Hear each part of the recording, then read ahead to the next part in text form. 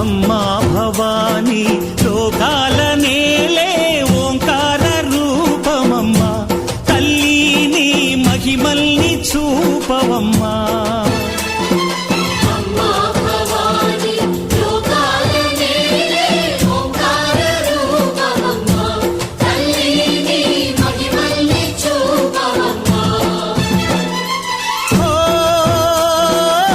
సృష్టికే దీపమా, శక్తికే మూలమా, సింహరథమే నీదమ్మా.